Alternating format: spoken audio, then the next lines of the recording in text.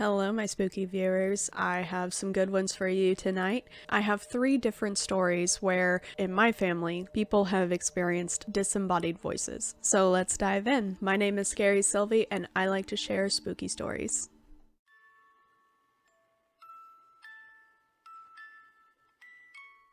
So I do have some good news. Although my mother will be remaining anonymous for her privacy, my cousin who provided stories on the last video also has a story on this video, and she has given me permission to boost one of her accounts. So her name is Pale Honey. Her account is mostly just whatever she thinks of putting up. It was a cosplay one for a while. If you would, go ahead and follow her on TikTok. Definitely see some of the things that she's been doing. Her bunny is the most adorable thing on the face of this earth, and she's very proud of her. However, this first story does come from my mother, so let's hear what she has to say.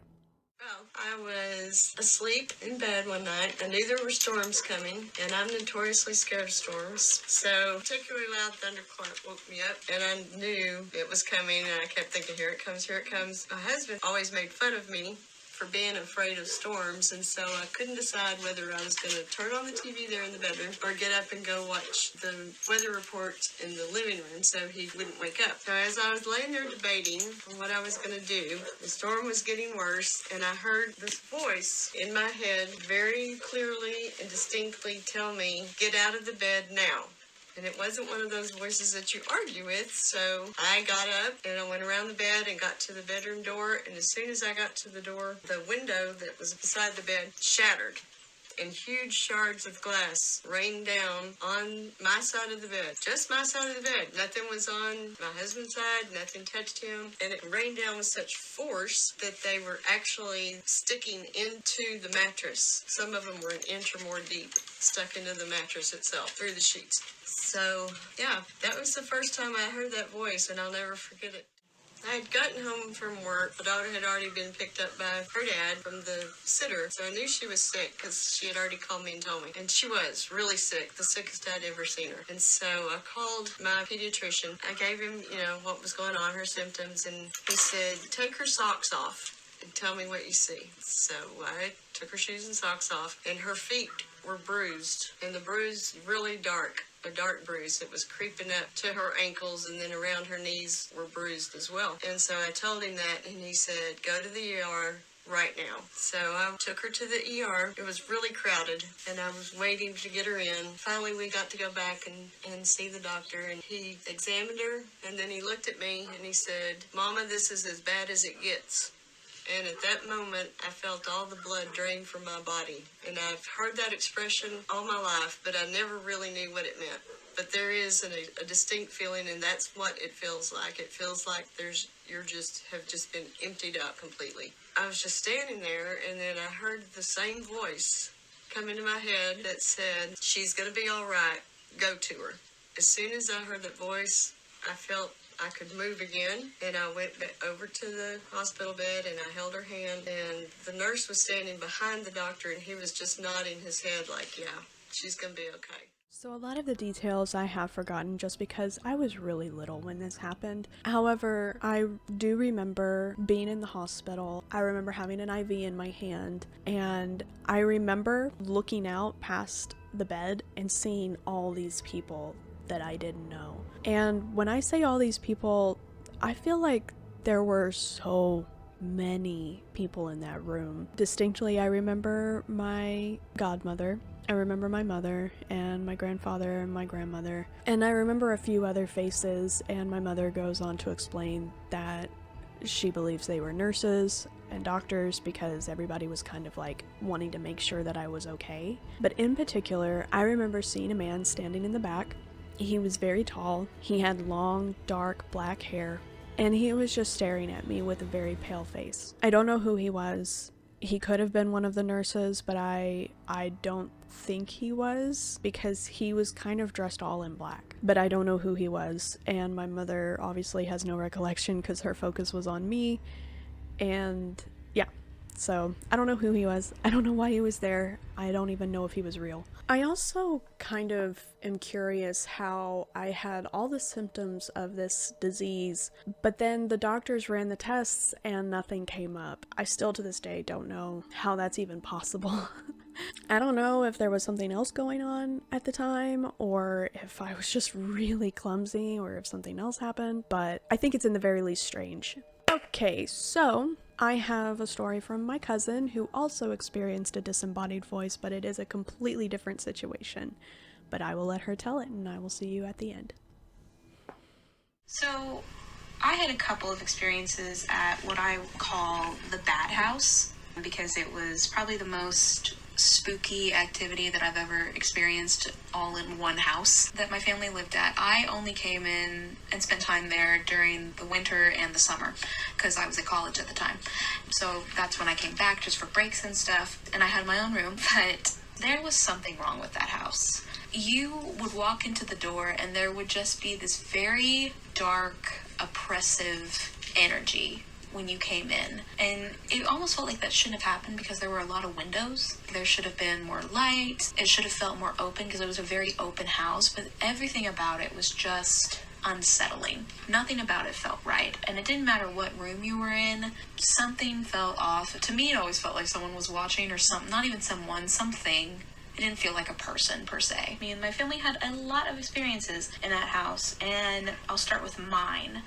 My first really spooky experience in that house was New Year's, and my friends had come over for a little bit. We watched the New Year's ball drop, and then we just talked. We had a good time, and then they left kind of shortly after. And I want to preface this by saying that my friends and I didn't drink that night. There was no drinking. I didn't really feel like it. None of my friends really drank. So we were all sober, and I wasn't really tired or anything. I was totally fine, in my right mind, totally sober. So the party is over, and my friends are leaving, and I am watching my friends leave out the front door. They are getting into their cars, which is a good 20 feet away, the front door. And I hear right next to my ear, as if someone was 2 inches from me, I hear someone whisper harshly, "Maddie." It was so clear. I thought it was my mother telling me to shut the door or something because the door was open because I was watching my friends leave. So I turned immediately to the source of the noise, expecting to see my mom or somebody or even my brother. And no one was there.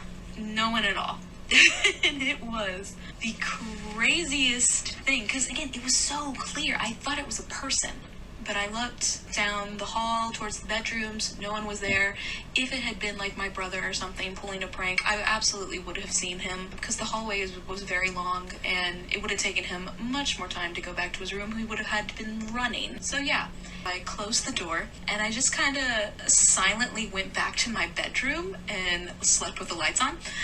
I cannot tell you how many times I've heard somebody calling my name and nobody be around. Sometimes I chalk it up to maybe just a delayed reaction, thinking my brain thinks it's hearing something that's not actually there. I think that is something that can happen. I don't know. I just try to dismiss it half the time because, again, somebody that doesn't like to give these things energy, if it is a spirit or a ghost or whatever you want to call it, I don't like to try to give it energy. And obviously my cousin doesn't either, but it's always so shocking when you first hear it. It's fairly easy to, just like it is for human eyes to recognize human faces and a lot of things, it's fairly common to hear things that aren't actually there, but in a dead silent house, and to hear it right next to her ear like that, I really have no explanation. I can't really imagine hearing it in that situation and have absolutely no explanation.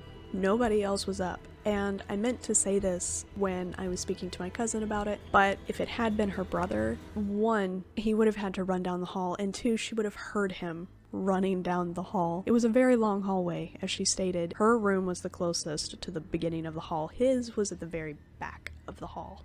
She would have seen him. So I know I said I had 3 stories, but you were getting a bonus 4th story.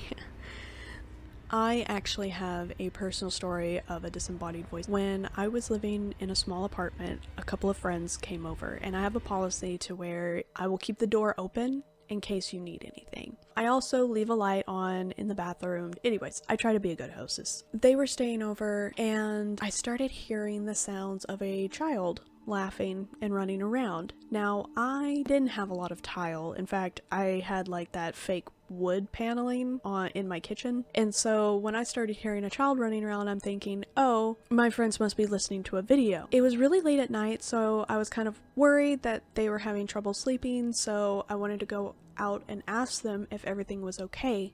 But before I could do that, I felt a rush of wind hit my face, and then I heard a voice in my ear go, "I'm in here now." The voice of a small child say that in my ear.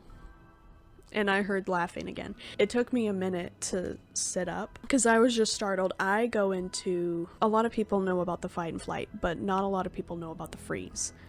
I freeze when I'm scared. And I know this because I've done it so many times.